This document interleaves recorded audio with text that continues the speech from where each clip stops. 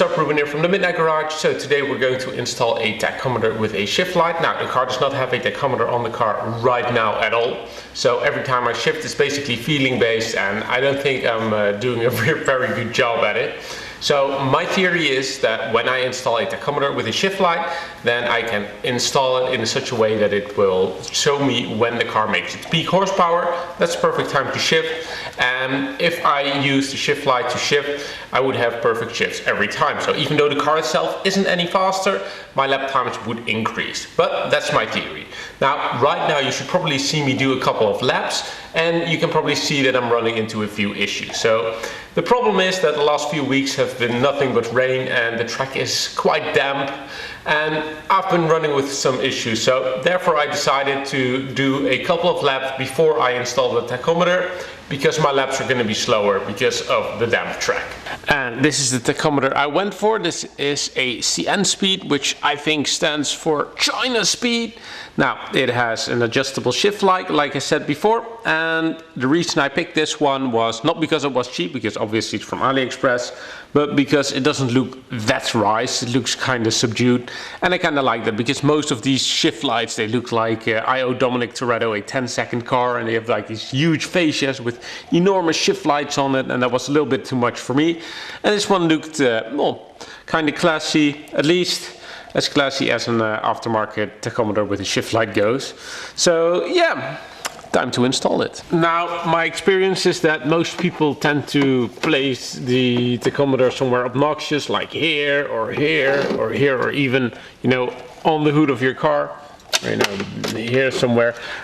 I don't really like that. I think it's a little bit too obnoxious for me, so I want to install it here in front of my other gauges, so I don't have to look away to see the tachometer. Wiring is actually pretty easy. There are 4 wires. Let me tell you what each of them do. First we have the black wire, which is ground, which needs to be connected to the chassis somewhere. Then we have the red wire, which is the power source. Now I will connect this to an ignition 2 source, because of course otherwise the gauge is on also when the car is off, and I don't want that. Then we have the white wire, which is illumination, so I will connect it to the dashboard lights, but you can connect it to a clock, for example, as well, to the clock light. And then we have the green wire, which is the signal. Now, fortunately for me, there is a wire going directly to the cluster, because the pinout is the same for a cluster with or without a tachometer. So I can just use that, but otherwise you can use one of the wires coming out of your coil that goes to your distributor. Now, if you have a proper tachometer, you will have a plug here, so you can unplug the wiring and plug it back in, but I just have 4 wires coming out of it, which is kind of unfortunate, but I will find a way to at least be able to unplug the tachometer. So here's how I fixed it. The wiring is going from the tachometer underneath the cluster. Then I have soldered the 4 wires to the wiring of the cluster, and then I put some bullet connectors in between here, as you can see right here. This way I can just remove the tachometer without cutting the wires again. Now, if you happen to have a Honda between 1983 and 2000, then you're in luck, because most of the cluster wiring is pretty much the same. And if you need to figure out which wires you need, then I recommend the Mark Lemont website. I will link it in the description, because they have cluster pinouts of most common Hondas. With everything installed, it's time to see if it actually works. I've put the shift light on 5,500 RPM, because that's the point where the car makes its peak 70 horsepower. But let's see if it works.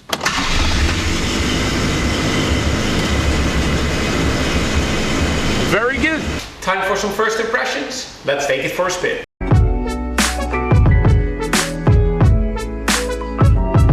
So, first impressions. It does work. It is a little bit stuttery, but that's probably because I went with the cheap one, so maybe down the line I should get a slightly more expensive one. The second thing I've noticed is that, just as I thought, I'm shifting way too early. Based on the shift light and on the tachometer, I used to shift up at around the 4,000 RPM range. Well, the car makes its peak power at 5,500 RPM, so hopefully there will be a little bit of gain there, but we will see.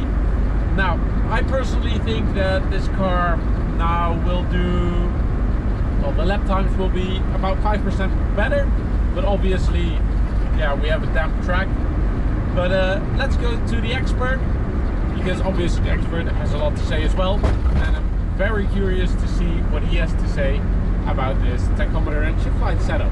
Yeah, so I heard that Ruben has installed a tachometer with shift light, or tachometer, or yeah, what you want, Joakim. But yeah, as the experts say, we don't say tachometer shift light, we call it tachometer shit light, because when you are shifting, it's all about the senses. It's like hearing when you need to shift. So a tachometer doesn't make any sense. So I think that the car is going to be 20% slower. Okay. Here we have the lap times. There are a few things you should notice. First up, you can see that it's a lot slower than on a dry track.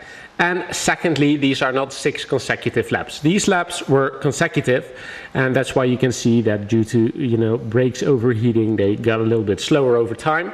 It doesn't happen here. That's because I did about 15 or 16 laps over a longer period of time, and I picked 6 laps that I felt comfortable about, and I used those times. Now, I will do the same obviously with the shift light, because it's still a pretty damp track, but then at least you should know why you see a difference here. My estimate is that the car will be 5% faster, and the expert is pretty sure that the car will be 20% slower. So let's test it out and see who's right. So once again, I did more laps in order to cherry pick a few laps that I thought went well. So that's the same as what I did with the benchmark, and on average on the benchmark I had a 65.41 second lap time.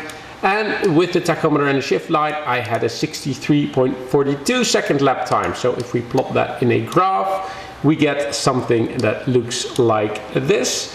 And as you can see, it clearly was faster, but obviously due to the damp track, it was not as fast as my actual fastest lap times on the track. So that's a shame, but still we found out that working with a shift light actually makes the car go faster. So in total the car was 3.02% faster, so that means that me with my 5% faster was off by 1.97%, and the expert who thought the car would be 20% slower was off by 23.03%. Now, Nurburgring lap times in this case don't really matter because it was a damp track, and I'm not going to do the Nurburgring on damp track, so it doesn't really matter to see what the lap times would have been theoretically with the shift light in this case. So to conclude, a tachometer with shift light is a driving aid. So if you are a driving god that makes perfect shifts every single time, then a tachometer with shift light isn't going to help you increase your lap times. But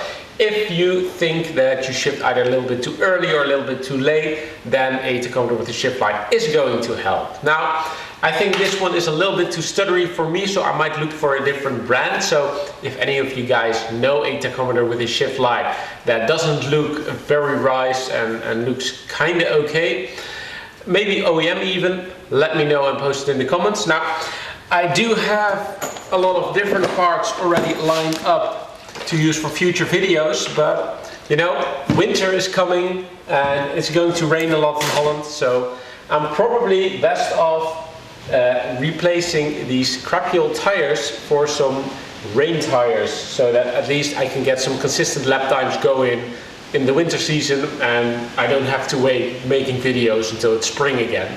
So that's probably what I'm going to do for the next video. So yeah guys, that's it for today. I hope you guys liked it. Leave a like if you did, and hit the subscribe button if you want to see more videos like this, and then hopefully we'll see you guys in the next one. Bye.